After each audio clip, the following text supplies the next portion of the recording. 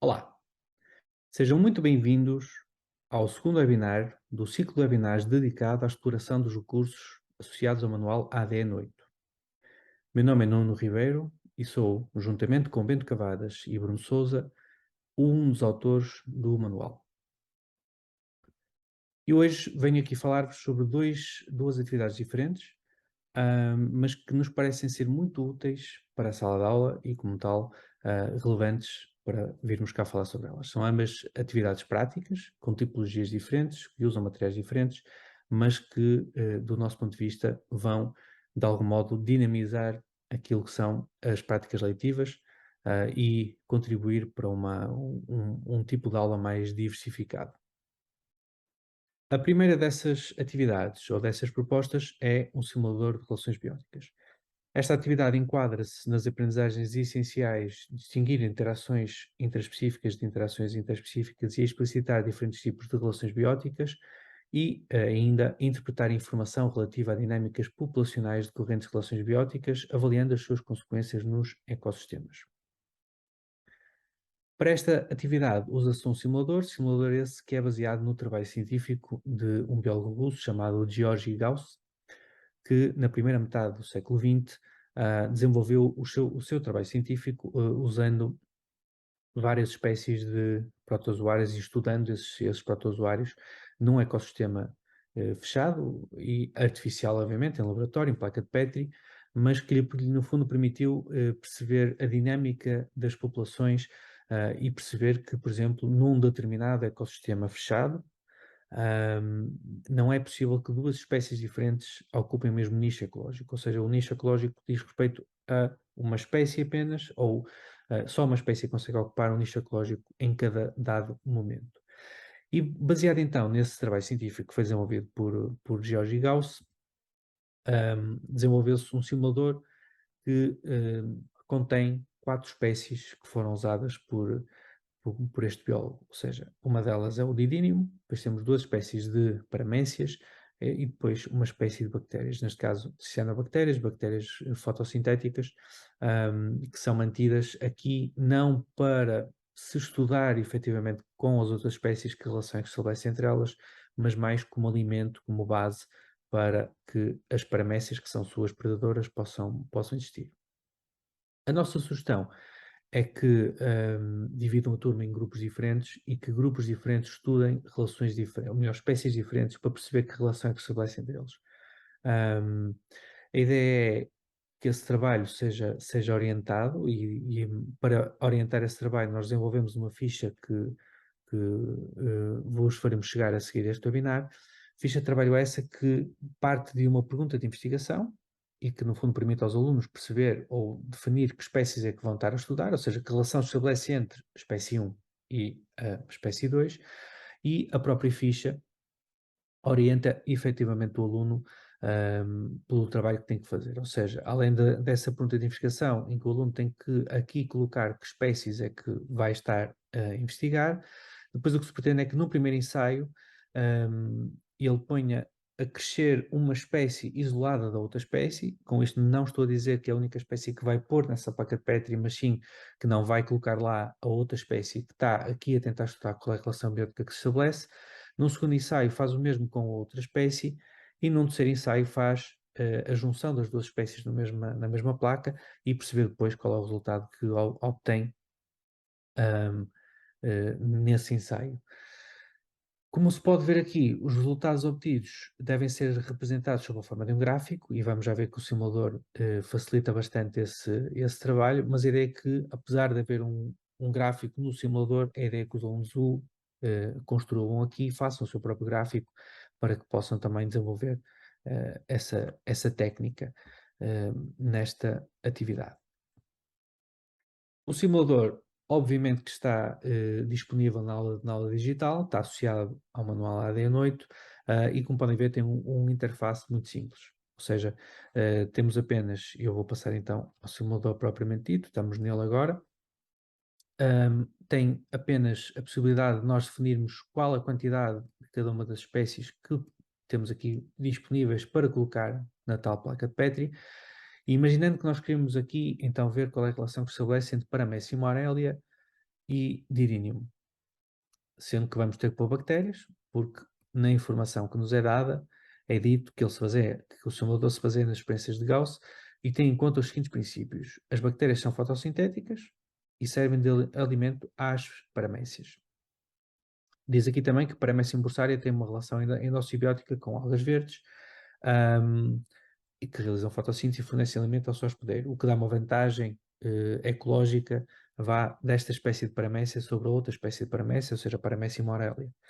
E depois diz aqui que didínium se alimenta de paramécias. Claro que já dá aqui uma dica muito, muito óbvia sobre qual será a relação entre didínium e as espécies de paramécias. Um aluno mais empreendedor vai chegar aqui e vai saber logo qual é a resposta, mas o que nós lhe vamos pedir é que ele nos demonstre isso de forma experimental. Por isso ele vai na mesma ter que fazer esta experiência e vai ter na mesma que definir o que é que vai pôr em cada um dos seus ensaios. A ideia é que, orientados por aquela ficha, os alunos possam perceber o que é que vão colocar em cada um dos ensaios. Como eu estava a dizer, desculpem que eu acabei de colocar aqui a mais bactérias. Não precisamos de tantas. Vamos então adicionar bactérias. Vamos ver então que relação é que se estabelece entre Paramecium aurelia e didínium. Então vamos primeiro fazer um ensaio só com Paramecium aurelia. Vamos então fazer a simulação e o que estamos a ver é que as unidades de tempo vão aumentando, como é óbvio, ou seja, vai havendo efetivamente esse desenvolvimento ao longo do tempo. Vemos que há uma variação na quantidade de bactérias que estão presentes nesta placa de Petri e há uma variação também na população de paramécias que temos presente neste momento. E podemos ver que as paramécias vão aumentando até atingirem aqui um nível entre 60 e 70 indivíduos, que será mais ou menos o que a população se vai mantendo. Em relação às bactérias, e por isso é que eu não aconselho que usem as bactérias para os alunos investigarem. As bactérias têm aqui uma questão, que é, graficamente, elas estão representadas apenas 1/10 da quantidade de bactérias que existem em cada dado momento. Ou seja, estamos a ver aqui que ela está acima de 50, quando na verdade ela está nos 500, quase 600 neste momento. Ou seja, para que graficamente seja fácil ou viável representar tanto as bactérias como as outras espécies, elas estão representadas a 1/10 daquilo que é a sua quantidade. Como veem, a simulação acaba nas 2000 unidades de tempo, e obviamente que se poderia chegar aqui e exportar uma imagem deste gráfico, mas o objetivo é que os alunos construam o seu próprio gráfico, ou seja, se eles passarem com o rato no gráfico, conseguem ver qual é o valor em cada dado momento de cada uma das espécies que estão aqui, sendo que o que nós queremos é que eles vejam apenas o que é que acontece à espécie Paramecia morelia isolada em relação à outra espécie com que nós vamos estudar, neste caso Didinium, e o objetivo é então, se virem aqui na ficha, vou só fazer aqui um zoom para que se perceba melhor o que estamos a dizer, temos aqui o tamanho da população, entre 0 e 100 indivíduos, e temos aqui o tempo. E o tempo vai desde 0 até às 2000 unidades. E o facto é que aqui estamos a andar de 200 em 200, ou seja, o objetivo é que nós chegamos aqui então ao ponto 200, que estará aqui um pouco nesta zona, ok? Vamos assumir que estamos no ponto 200, apesar de estamos no ponto 199, e temos então 14 indivíduos, ou seja, o objetivo é chegar aqui então e por aqui um ponto referente ao 14. Como tínhamos posto inicialmente 10, temos aqui um ponto no 10. Íamos construindo graficamente o que é que aconteceu à espécie em estudo, neste caso para Messi Morella, tínhamos por aqui também, começamos com 200 indivíduos ou 200 espécimes de bactérias e com 10 espécimes de Paramecia morelli, 0 das outras. No segundo ensaio, iremos fazer o mesmo, mas com a espécie Didinium. Para manter as mesmas condições, íamos pôr na mesma bactérias, apesar de não haver nenhuma relação entre estas duas espécies, punhamos Didinium e ia-se pedir aos alunos que eles fizessem então a simulação. E o que acontece a nível de simulação é que aos 245 há uma extinção do número de espécimes de idínium que estão presentes. E isto é óbvio se pensarmos que esta espécie se alimenta de paramécias, não há paramécias presentes no meio em que está, é óbvio que vai chegar a um certo ponto em que se vão extinguir, porque vão todos morrer. Foi isso que aconteceu aqui, ou seja, as bactérias mantiveram-se e conseguiram atingir o máximo que que podem desenvolver tendo em conta as restrições do meio em questão, mas conseguem ver aqui essas mesmas bactérias, e deixamos de ter didínimo praticamente aos 248 unidades de tempo. A ideia seria então que os alunos, no fundo, transferissem essa informação para aqui, fizessem graficamente essa mesma evolução, ou seja, ele tinha 10 indivíduos e de repente deixou de haver indivíduos, ou seja, espécimes de didínio no meio em que nós estamos a estudar. Finalmente, o que se pretenderia então é que os alunos colocassem em conjunto, tanto um como o outro, a mesma quantidade de um e de outro, e fizessem a simulação e vissem que agora a dinâmica é outra, ou seja, efetivamente o didínimo já não se extingue na mesma altura, pelo menos. Vemos que há ali uma situação em que até há um aumento da população de paramécium em relação à população de didínimo. Isso faz também com que haja um aumento da população de didínimo. O aumento dessa população vai fazer com que diminua a outra, ou seja, a dinâmica típica entre predador e presa ao longo do tempo, até que efetivamente vai chegar a uma altura em que a paramécium, a Aurélia, se vai extinguir no meio. Pelo menos é o que tem dado nas simulações anteriores. Isto é uma simulação, ou seja, nunca dá efetivamente igual, mas é o que vai acontecer agora mesmo. Muito bem. Extinguiu-se a paramécium e extinguindo-se a paramécium, o seu predador, didínimo, vai se extinguir a mesma. Isso faz com que as bactérias, depois da extinção da paramécia, possam aumentar até novamente atingir o máximo que o meio consegue sustentar de bactérias, ou seja, neste caso, as 1000 bactérias. A ideia seria então que os alunos viessem aqui ao ensaio 3, está aqui em cima, e fizessem o mesmo registro, ou seja, aqui pusessem as 200 bactérias, 10 para Messi Morelia, 10 didínimo, fossem preenchendo aqui o gráfico e vissem que graficamente, quando se extingue a paramécium, extingue-se o didínimo, e o comportamento do didínimo é diferente quando estão presentes as paramécias do que quando não estão presentes as paramécias. Ou seja, ele efetivamente alimenta-se delas, quando elas se extinguem no meio, eles extinguem-se quase imediatamente, mas gera-se ali a dinâmica que é expectável. A ideia do simulador é que se possa fazer estas experiências as vezes que se entenderem, possam fazer com valores diferentes, por exemplo, se outro grupo decidir fazer com maior quantidade, vai dar resultados diferentes, obviamente, do ponto de vista gráfico, e isso torna também muito mais interessante esta questão. E o facto de também aqui se conseguir cometer erros, por exemplo, se os alunos que estão só a investigar a relação entre paramécias, por exemplo, puserem apenas paramécias Aurélia, por exemplo, paramécia Aurélia neste caso, se fizerem simulação, o que vai acontecer é que, como não há alimento, vai se extinguir passado algum tempo. Isto é um erro metodológico que consegue ser suprido se eles lerem esta informação, mas é interessante que os alunos também possam cometer erros deste tipo e possam efetivamente aprender com esses erros e conseguir fazer a sua investigação, entre aspas, obviamente, mas a sua investigação usando este simulador. As relações que temos aqui, obviamente, são as relações de predação que existem entre didínimo e qualquer uma das espécies de paramécia. E como tínhamos visto, entre as duas paramécias existe uma competição interespecífica que vai dar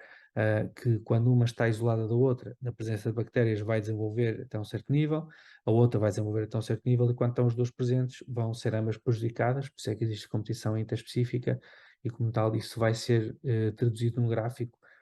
e os alunos vão conseguir interpretar, esperemos nós, essa relação que se estabelece entre estas espécies. A nós, esta proposta parece-nos ser interessante para a sala de aula, costuma resultar muito bem, ou seja, os alunos empenham-se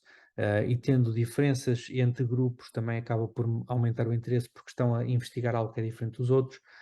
O facto de usarmos um simulador faz com que seja uma atividade relativamente simples ser implementada em sala de aula, sem grande material, como é óbvio.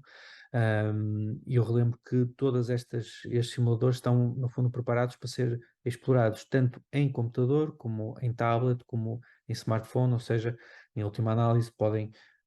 se assim entenderem, deixar os alunos usar o smartphone em sala de aula e recorrer aos simuladores do mesmo modo como vimos aqui, usando os seus smartphones. Isto tornará uma aula mais interessante, mais dinâmica e, de certo modo, põe o aluno no centro da aprendizagem, que é aquilo que se pretende, ou seja, estamos a falar de aprendizagem ativa, e estamos a falar de uma atividade que vai efetivamente beneficiar os alunos e o desenvolvimento de algumas competências associadas a este trabalho. A outra proposta que temos para vos apresentar está relacionada com aqueles cartões que surgem no final do caderno do aluno. E a atividade que temos para vos propor está relacionada, obviamente, com a aprendizagem essencial a interpretar cadeias tróficas, partindo de diferentes exemplos de teias alimentares. No final do nosso caderno do aluno estão presentes 24 cartões de espécies estas que são espécies que existem no nosso país e que são típicas de 2 ecossistemas diferentes, como vamos ver. Temos espécies diferentes, temos desde mamíferos a aves, répteis, temos também anfíbios, temos vários tipos de insetos e obviamente também temos plantas, porque como não poderia deixar de ser, para termos um ecossistema completo temos sempre que ter produtores, que é o caso aqui com estas 4 espécies de plantas. Como eu estava a dizer, há 2 ecossistemas diferentes. Temos um ecossistema que é o Parque Natural da Ria Formosa, onde estão, no fundo, presentes parte, mas não todas as espécies que nós temos aqui. E temos também o Parque Natural das Serras de Aire e Candeeiros, em que temos presentes outras espécies, algumas em comum com o Parque Natural da Ria Formosa e outras que são exclusivas, neste caso, entre estes 2 parques naturais, são exclusivas de um desses parques naturais. E aqui a proposta é muito simples, ou seja, em cada uma destes cartões, na parte da frente desse cartão, temos a imagem da espécie, temos o nome comum e o nome científico dessa espécie, e no verso temos efetivamente algumas informações sobre a espécie, entre as quais temos a alimentação. E usando esta informação, vamos dar a oportunidade dos alunos preencherem, melhor, fazerem teias alimentares em última análise, mas acima de tudo cadeias alimentares antes disso. A nossa proposta é que dividam novamente a turma em duas,